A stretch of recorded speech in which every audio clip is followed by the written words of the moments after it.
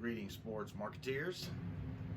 Dr. Williams back for the week 13 Packback Leaderboard. But you know it says week 13 of 13. Means we're all done. You have submitted your last Packback post that are required or will be graded.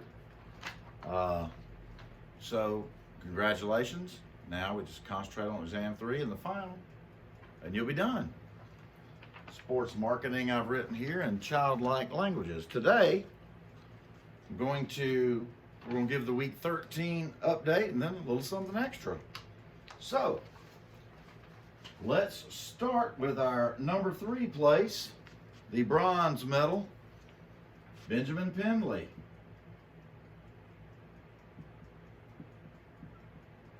Mr. Pendley post about Trevor Lawrence getting the vid, not playing last week, and about how all of that might impact the Heisman Trophy winner.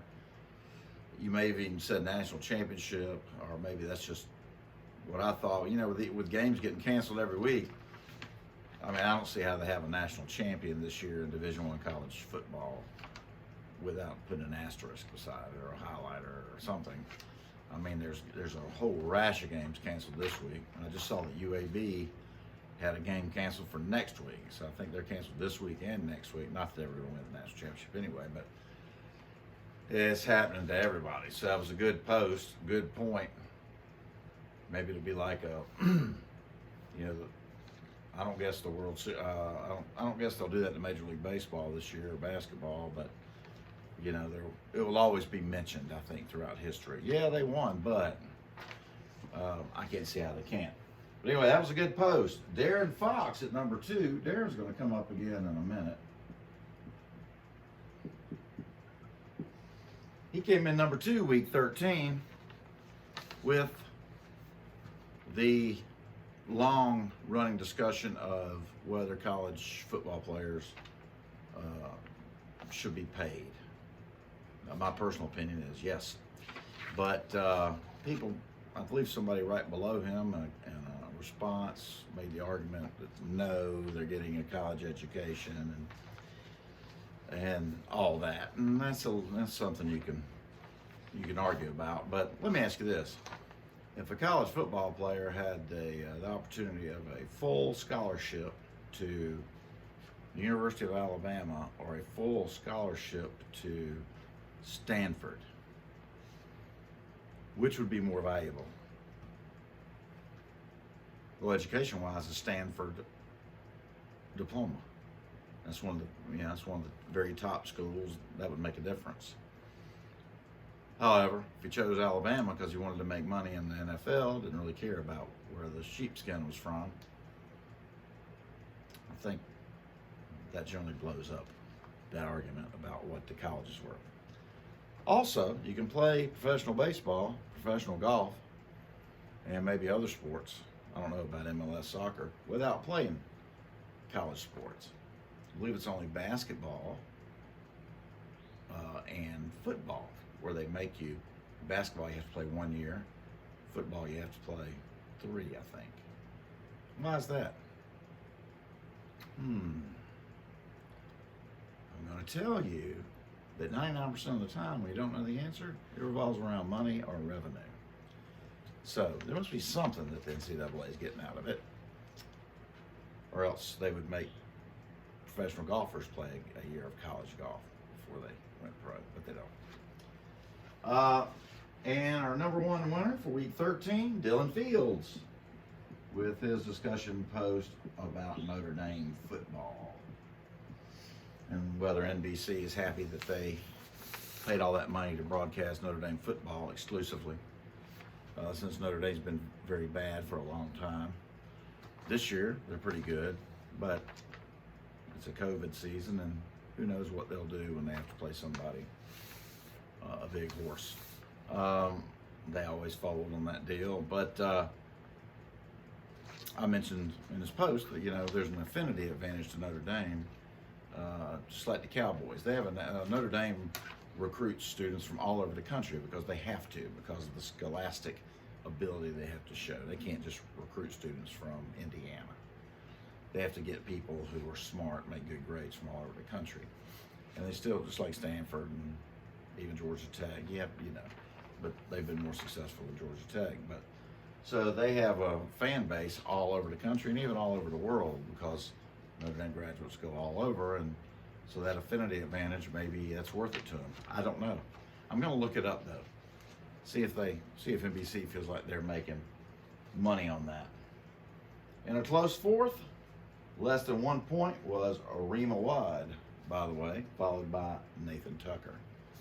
Those were our top 5. Now, since we're through for the fall 2020 semester, I thought I would generate a report and see overall this semester who earned the best average points per week, which is how we arrived at the 1, 2, 3, not just total points. I've been over that 100 times in these videos before, so I won't bother you with it again.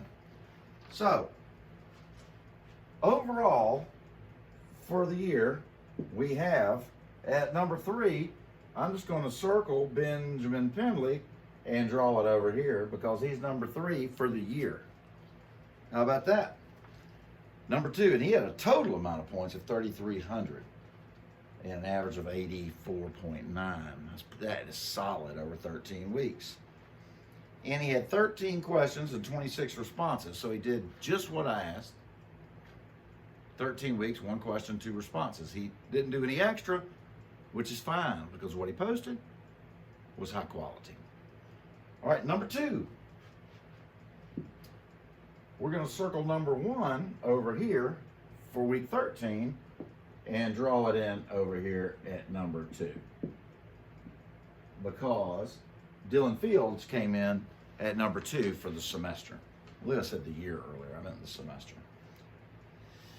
He was he had 2,966 total points and an 87.24 average point. Score was just slightly, these are all very tight at the top, but there were no ties. So that's pretty good. Now overall, the champion of the Packback for Mark 4480 is the suspense building? I hope it is. Darren Fox.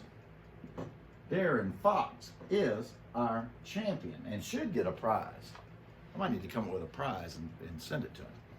I have one for the Fantasy Football League, which I'm going to convert into our football picking. So the winners of that will get a suitable for framing certificate, and I will put one in my office, so it'll be there forever. So Darren Fox overall had 3,482 points. Again, 13 questions, 26 responses, with an average of 89.28. So with all of that posting, he had 89.28, or, we can call that a 90 or an A level. So Darren, well done. I congratulate you. Very close to coming in, actually only 0.12 to overall to get in third place was Reem. All wide. She was very close. She had an average of 85, roughly. So, there we are. We've got exam 3, which you will find information on D2L, which I will post shortly. Packback discussions are over with for the year. I hope you enjoyed them. I enjoyed them. And I always do. And then we have the final, and all that information will be posted on Desire to Learn. Please don't miss it, because there's no way to go back. We only have a couple weeks left, and then it's over with. All right? So with that, I will bid you adieu. That's French with a twang. See you on the internet.